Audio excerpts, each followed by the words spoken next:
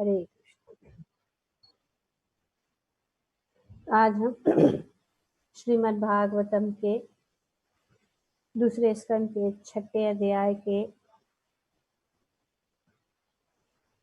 श्लोक संख्या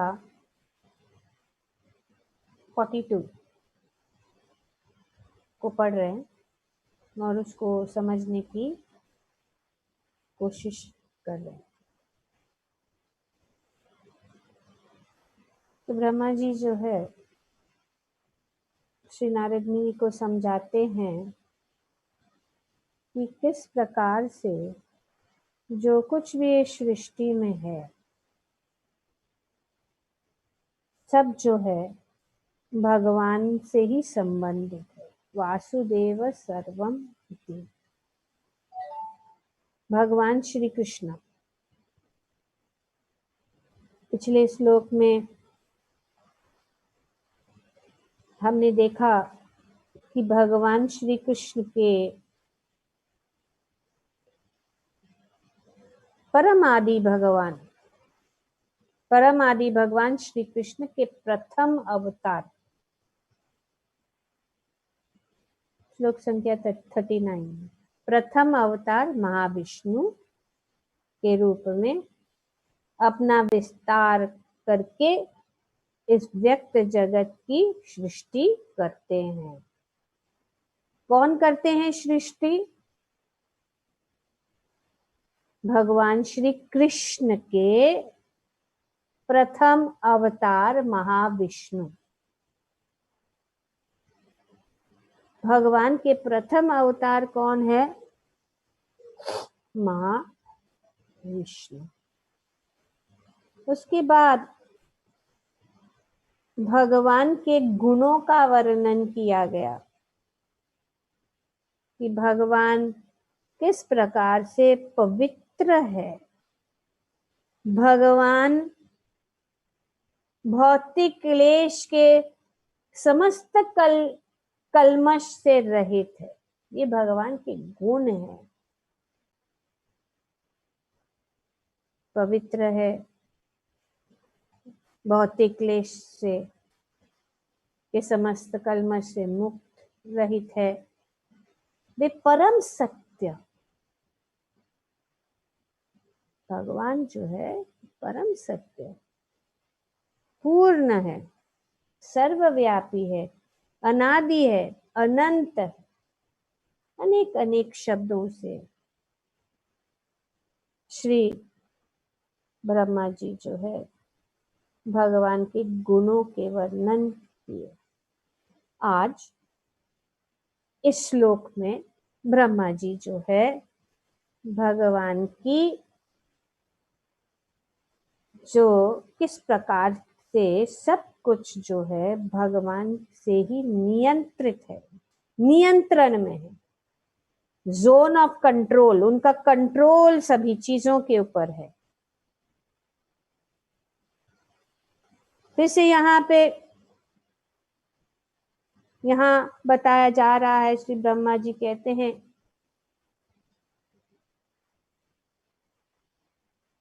करणार्न वशाई विष्णु। कौन है? परमेश्वर के प्रथम अवतार है। फिर से कहते कारणोदाक्षाई विष्णु या महाविष्णु जो है कौन है? भगवान के प्रथम अवतार। और वे सभी के स्रोत है जो यहाँ पे बताया गया।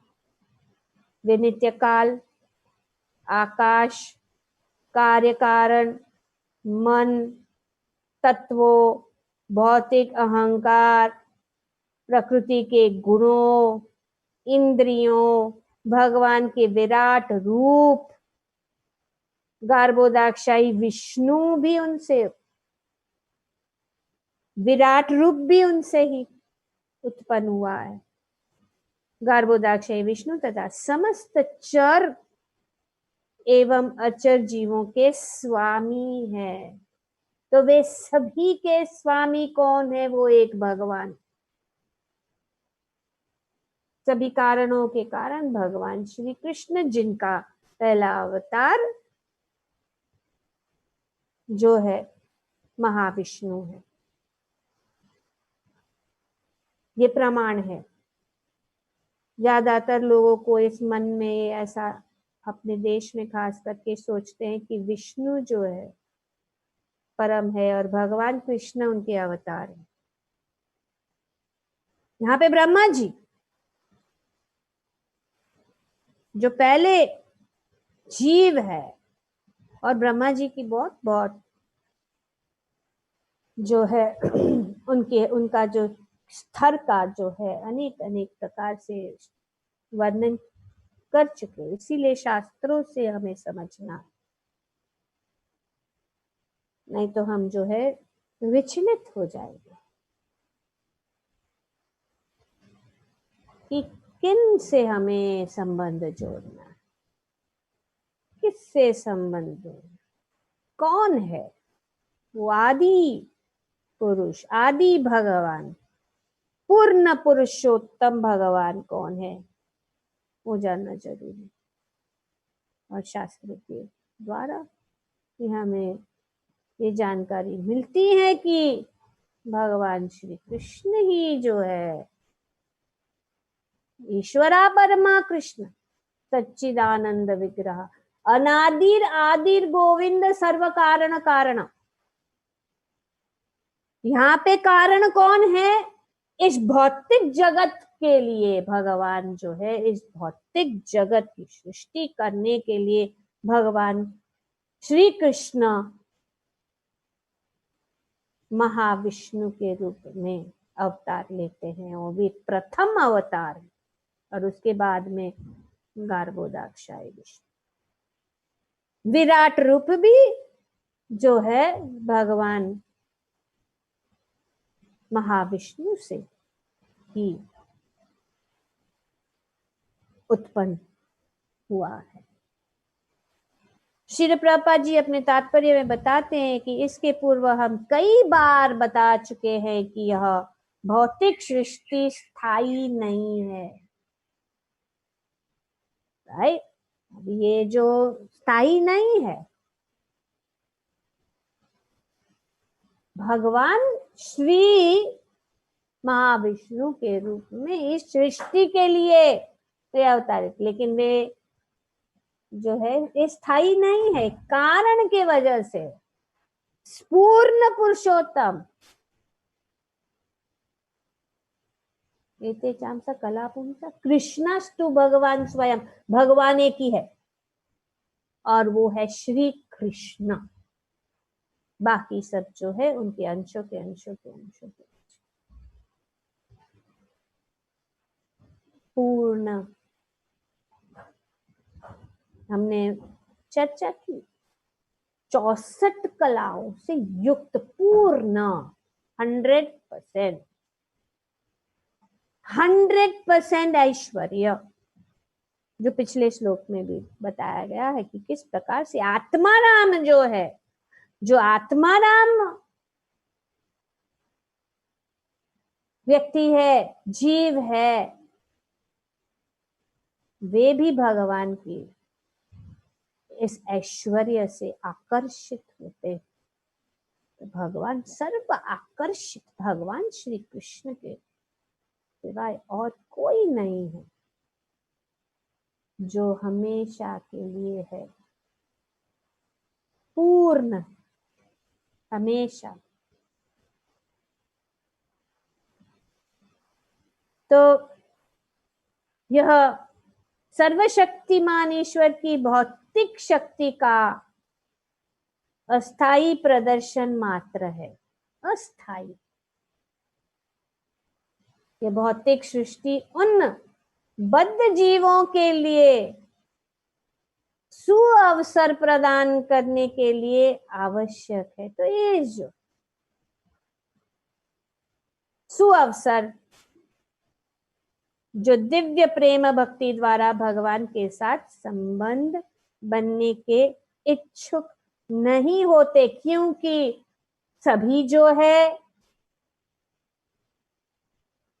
भगवान के प्रेम भक्ति के प्रति आकर्षित नहीं होंगे, भगवान से साथ संबंध बनाने की इच्छुक नहीं होंगे, तो उनको सुअवसर प्रदान करने के लिए भौतिक सृष्टि हम बद्ध जीवों के लिए, इसके लिए ये रचना की गई। क्योंकि अगर हम भगवान के प्रति संबंध नहीं जोड़ते तो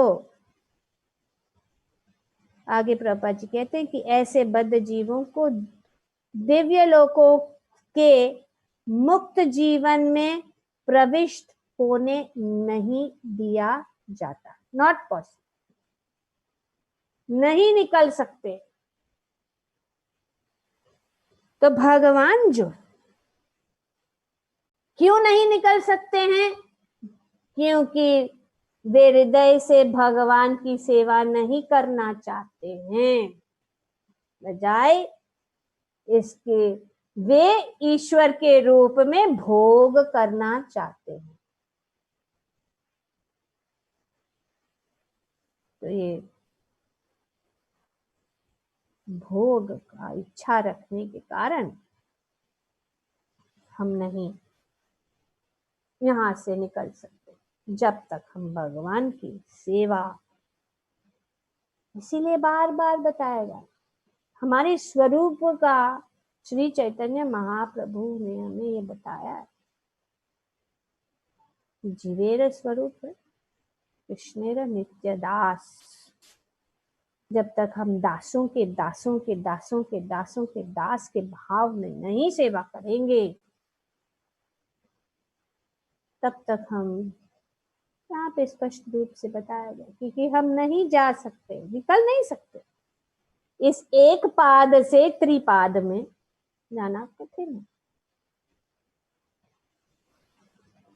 तो यू एक क्यों होता है? क्योंकि सारे जीव स्वभावतः भगवान के नित्य सेवक होते हैं। ये हमारा स्वभाव है, ये हमारा स्वरूप है। सभी जीवों का स्वरूप क्या है? कृष्ण के दास, भगवान के दास, भगवान के सेवक। किंतु उनमें से कुछ अपनी स्वतंत्रता का दुरुपयोग करने के कारण सेवा नहीं करना चाहते। मैं ही सब कुछ, जो कुछ मैं कर रहा हूं मैं कर रहा हूं। अभी इतना गहराई से ये समझाया जा रहा है, लेकिन ये कारण क्या है? अविद्या। दुख का कारण अविद्या है। तो इसीलिए ब्रह्मा जी हमारा जो ये अविद्या का आवरण जो है, उस आवरण को वो निकालना चाहते, निकाल रहे। एक्चुअली ये नारद मुनि की कृपा है। नारद मुनि सबसे कृपालु है, वे सबके हित चाहते।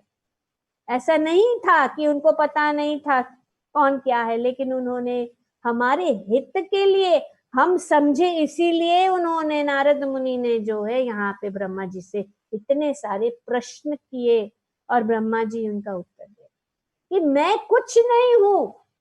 हालांकि सब जानते हैं कि मैं ही सृष्टि का करता हूं, लेकिन मेरे ऊपर भी और कोई। तो इस प्रकार से नारद मुनि और परीक्षित महाराज ने भी यही प्रश्न पूछा। उनकी मृत्यु होने वाली है 7 दिन के अंदर, और ये प्रश्न पूछ रहे कि सृष्टि किसने, ये सृष्टि की रचना कैसी हुई? अरे मृत्यु होने वाली, उसको तो लीला सुननी चाहिए थी, भगवान की लीला के विषय में तुरंत पूछना चाहिए था। लेकिन अगर हम भगवान की लीला को सुनना है तो भगवान को जानना जरूरी है। भगवान कितने महान है। हम डायरेक्टली भगवान के लीलाओं के ऊपर जाएंगे तो हम भावुकता में रहेंगे, भगवान की महानता को नहीं समझेंगे। और भगवान की जब लीला सुनेंगे तो प्रेम के अश्रु बहेंगे, जब हम देखेंगे कि भगवान कितने महान है कि इतने महान भगवान जो है, परम पुरुषोत्तम भगवान, उत्तम श्लोक भगवान, जिसके चरण कमलों में सभी जो प्रणाम करते, ऐसे भगवान जो अपने ग्वाल बाल के झूठन खा रहे हैं, ब्रह्मा जी को भी नहीं यकीन। सोचे ये तो कथा है, क्या बात है, ए भगवान को समझो। इसीलिए प्रभुपाद जी ने हमें आदेश दिया है कि हमें क्रम से भागवतम को पढ़ना है, सीधा डायरेक्ट लीला के ऊपर नहीं जाना है,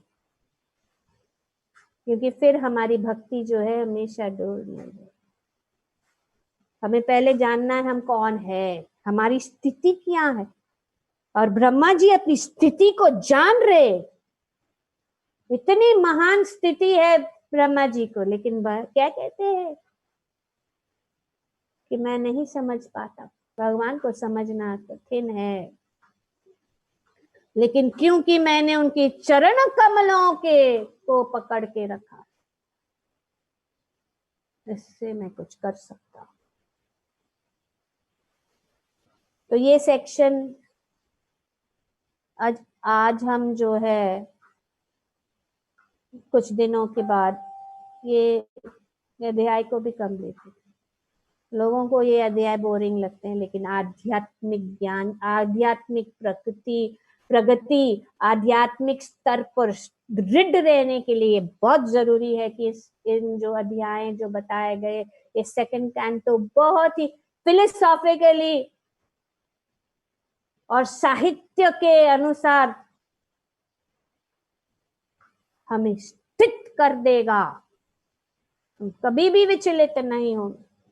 आगे तीसरे स्कंद में भी है, ये बात कपिल मुनि फिर से समझाएंगे। तो इससे हमारे मन के अंदर ये जो कोई भी संशय नहीं होगा कि भगवान श्री कृष्ण ही परम पुरुषोत्तम भगवान, और कोई नहीं।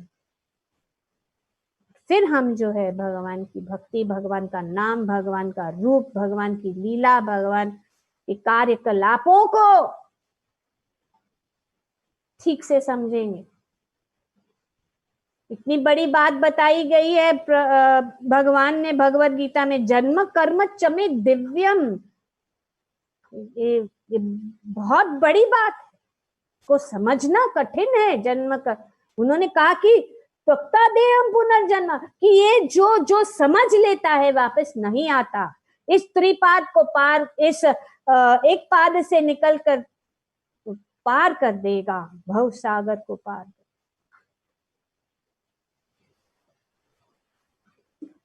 तो जब तक हम, क्योंकि हमारा स्वभाव ही नित्य सेवक का है, किंतु उनमें से कुछ अपने स्वतंत्रता का दुरुपयोग करने के कारण सेवा नहीं करना चाहते, अतएव उन्हें भौतिक प्रकृति अर्थात माया या भ्रम का भोग करने दिया जाता है। हट्टी बच्चा रहता है, ना समझता नहीं है, कितना भी बताया नहीं समझ, तो ठीक है, उसको तो बताया गया आग के साथ खेलो मत, आग के साथ खेलो नहीं, मुझे चूल्हा ही चाहिए, मुझे चूल्हा जलाना है, मुझे चूल्हा जलाना है, मुझे पकाना है। तो ठीक है, माँ देती है, छोटा सा बर्तन लेके आती है, खिलौने लेके आती है, खेलो। जब समझ भूख लगेगी, जब पता लगेगा कि इसमें तो कुछ नहीं, बस थोड़ी देर के लिए जो क्षणिक आनंद हो जाता है, तो फिर माँ के पास जाए। तो इस प्रकार से यह भ्रम इसलिए कहलाता है क्योंकि माया के चंगुल में फंसे जीव वास्तविक भोक्ता नहीं होते। भोक्ता कौन? भोक्ताराम यज्ञ तपस्या। कौन है भोक्ता? भगवान। तो जब हम उनके शरण में जाएंगे तभी हमें आनंद, क्योंकि ये सब जो क्षणिक आनंद के लिए पीछे जो हम भाग रहे हैं उसमें कोई रस नहीं है। यह भ्रम इसलिए कहलाता है क्योंकि वे माया के चंगुल में भोगता है। ऐसे क्यों? ऐसे मोहग्रस्त लोगों को ऐसे मोहग्रस्त लोगों को रह रह कर अवसर प्रदान किया जाता है कि वे प्रकृति के मिथ्या स्वामी बनने की अपनी प्रवृत्ति को सुधार ले। सुधारने के लिए, सुधारने के लिए भगवान, इसीलिए इसको हाँ क्या कहे, दुखालय है, जेल है। जेल, जेल में किसको डाला जाता है? जेल में क्यों डाला जाता है? क्यों डाला जाता है? कौन बताए? यस हर्षुबामा, कांट हियर यू। गुनेगार होते, क्रिमिनल्स। हाँ, लेकिन क्रिमिनल्स वो होते हैं, हाँ, लेकिन क्यों डाला जाता है उनको उधर? For correction. हाँ, सुधारने के लिए, सुधारने के लिए कि उनकी जो प्रवृत्ति है उसका सुधार हो। लेकिन अब जेल में रहकर ही होता है ना, एक दूसरों के बाद मिलके वो लोग और भी प्लानिंग, और क्रिमिनल एक्टिविटी करने का प्लानिंग करते तो फिर तो ये ऐसा है। तो उन्हें भगवान कृष्ण के साथ शाश्वत संबंध के विषय में वेदों की शिक्षा दी जाती है, और उसको जेल में दिया जाता है ना, शिक्षा दिया, how to improve, self improvement उनको, या आप जो कर रहे लो, देखो आप भोग रहे, लेकिन एक के बाद इतना थप्पड़ माया देती है ना, देती है, फिर भी हम सुधरते ही नहीं है। एक के बाद अंत ही नहीं है। पर फिर हम सोचते नहीं हम ही सब कुछ, तो ऐसा नहीं हो। तो ये जो है वेदों की शिक्षा दी जाती है, वेदेश्च सर्वे अहमेव, अतएव इस अस्थाई भौतिक सृष्टि की अभिव्यक्ति भगवान की बहिरंगा भौतिक शक्ति का प्रदर्शन है, और संपूर्ण खेल की व्यवस्था करने के लिए भगवान जो है कारणोदक्षाई विष्णु के रूप में उसी तरह अवतारित होते। एक पूरा एक खेल, बच्चों का खेल। उदाहरण यहाँ पे दिया जा रहा है कि मेंटेनर कौन है, देख रेख कौन कर रहा है। जिस प्रकार से एक सरकारी कार्यों की अस्थायी देख रेख के लिए एक मैजिस्ट्रेट की नियुक्ति सरकार द्वारा की जाती है। तो यहाँ पे इस श्लोक में इसीलिए इतना विस्तार रूप से उनका कंट्रोल, जोन ऑफ कंट्रोल कारणोदक्षाई विष्णु को कहाँ तक है, पूरा है। ऐसे कोई भी चीज, इतनी सारी चीजें बताई, उसमें एक भी चीज जो है नहीं, सब कुछ सम्मिलित है। भौतिक सृष्टि की माया के खेल की अवधि कल्प कहलाती है। अभी चलो बच्चे लोग खेल खुद हो गया, बहुत खेला, चलो अपना काम पे लग जाओ, है ना। तो इस खेल का कितना, एक कल्प कहलाती है, और हम एक कल्प के बाद दूसरे कल्प में सृष्टि की चर्चा पहले से कर चुके हैं। तो एक कल्प क्या है, कौन जाता है? कल्प क्या है? यस ब्रह्मा जी का एक दिन, माता जी। ललिता माता ji, yes. Duration of the universe, एक कल्प, duration of the universe, duration of the universe, okay, in one sense yes और नो ऑल्सो। यस माता जी बोलिए। उर्मिल माता जी। हाँ, ब्रह्मा जी का एक दिन माता जी। ब्रह्मा जी का एक दिन, तो एक ब्रह्मा जी, एक कल्प में क्या होता है?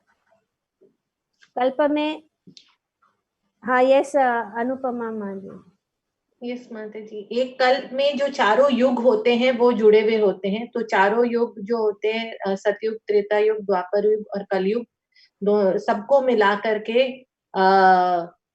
और फिर वो एक दिन होता है और उतनी ही रात होती है, और 1000 ऐसे साइकिल को एक कल्प। Yes, 1000 cycle. अब ये युग 4 युग है, सत्ययुग।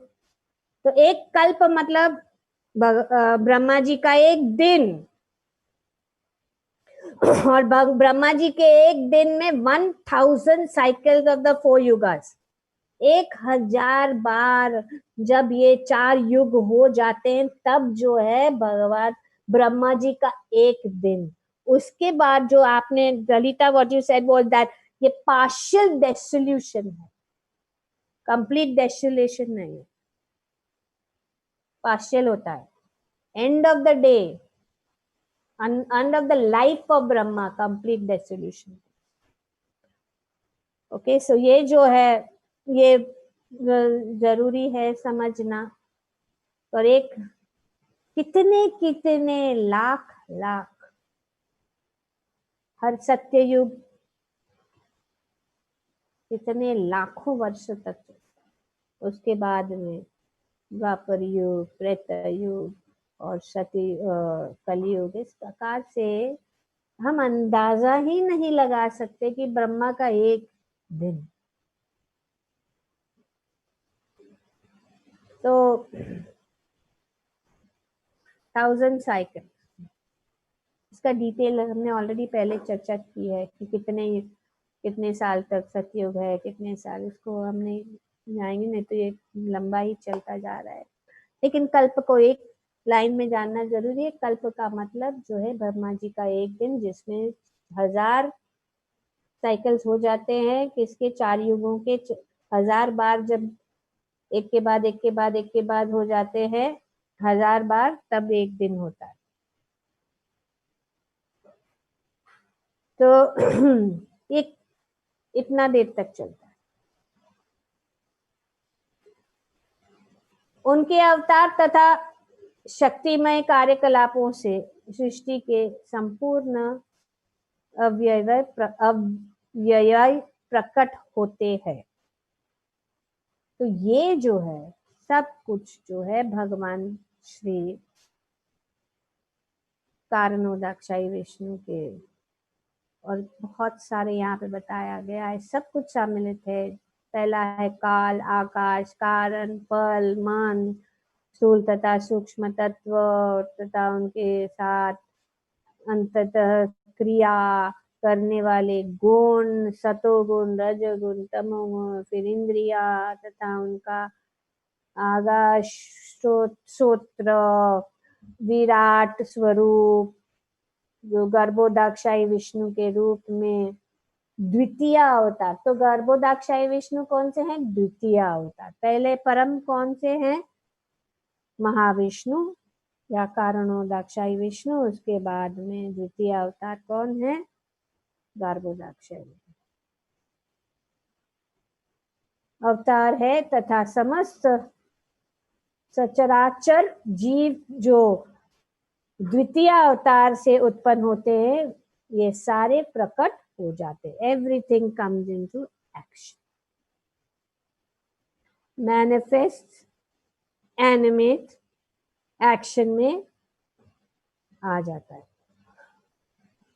अंततो गत्वा से सारे सृष्टिकारी तत्व तथा स्वयं सृष्टि भगवान की शक्ति की अभिव्यक्तियां ही है। उनके नियंत्रण से स्वतंत्र कुछ भी नहीं है। सब कुछ जो है भगवान के नियंत्रण में। इस किसका बात किया जा रहा है? भौतिक जगत के विषय में बात किया जा रहा है। और कौन नियंत्रण करते हैं? कारणों। क्षय विष। तो ब्रह्म संहिता में बताया जा रहा है कि किस प्रकार से यस्यैक निश्वसित कालम अर्थावलंब्य जीवन्ति लोम विलजा जगदन्ननाथा। जगदन्ननाथा जो भगवान के एक, यहाँ पे बताया गया यस एक निश्वसिता। निश्वसिता मतलब भगवान श्री विष्णु के एक श्वास, ब्रेथ।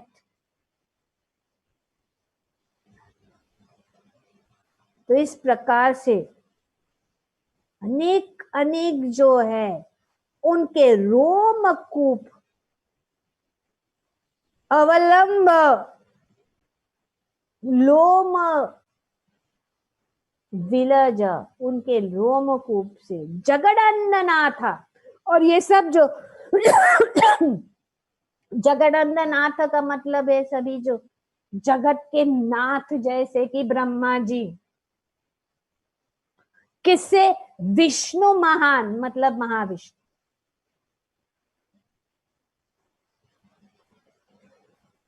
और ये जो है भगवान गोविंद के काल विशेष, portion of the portion of expansion of Govinda, काल विशेष है। तो गोविंद कौन है? गोविंद आदि पुरुष तमाम बचा। तो ये गोविंद है, ही सब कुछ। और प्रभा जी बताते कि सारे अनंत ब्रह्मांड महाविष्णु या कारणों दाक्षाई विष्णु के श्वासों से। और ये सब जो है इतने सारे ब्रह्मांड, अभी हमने बताया कि ये कल्प क्या है, वो ब्रह्मा जी का एक दिन है। यहाँ पे बताया जा रहा है कि महाविष्णु का श्वास तक ही सब रहता है। Total dissolution, one breath. देखिए भगवान कितने का कि हम अंदाजा भी नहीं है, इसे कैसे जानेंगे कि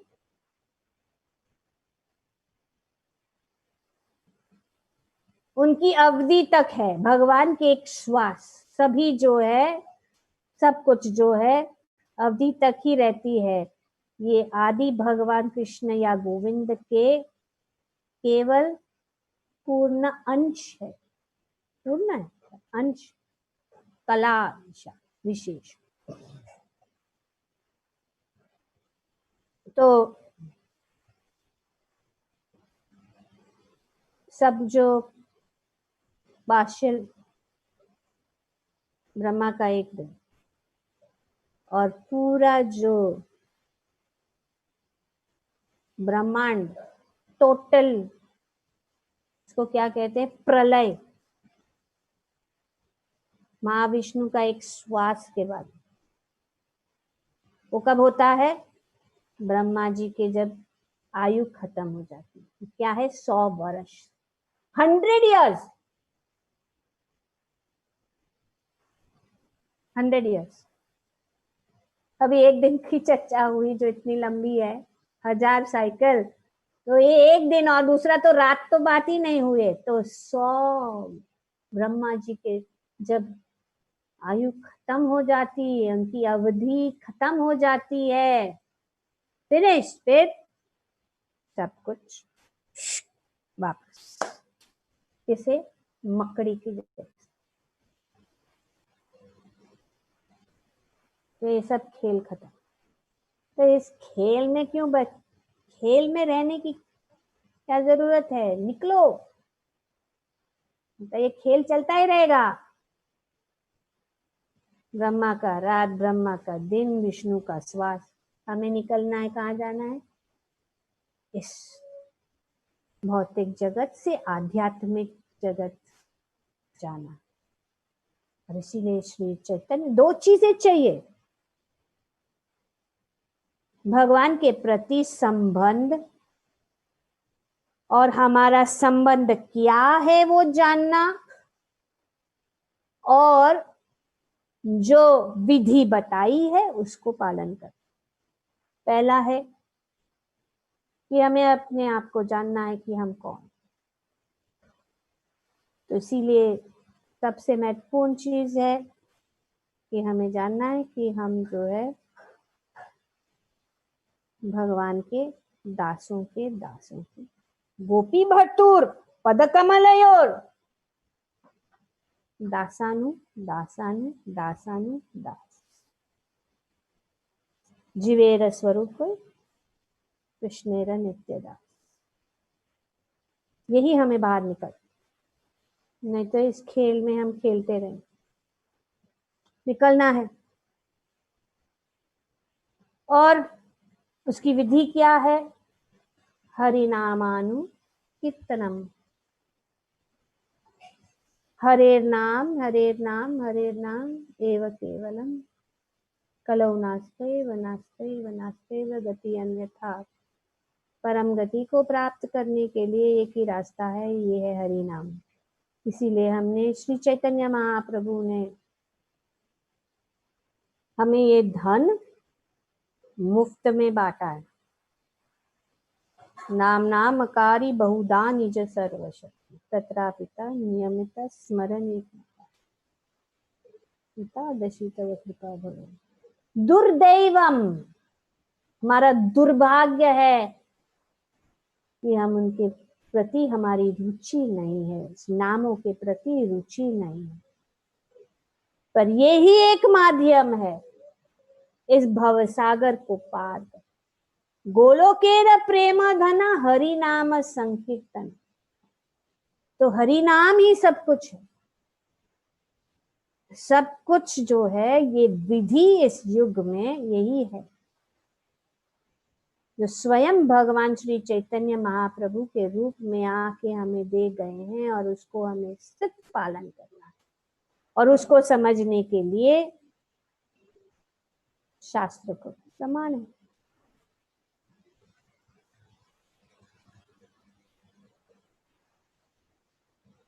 तो अगर हम इसको करेंगे तो हम जो है इस माया के इस बंदी ग्रह घर से बाहर निकल सकते, और हमारे जो है ये सब जिससे हम बांधे हुए हैं ना, इनसे हम मुक्त हो सकते। ग्रंथराज श्रीमद् भागवतम की जय। ओम तत्सत। Thank you very much. Hare Krishna.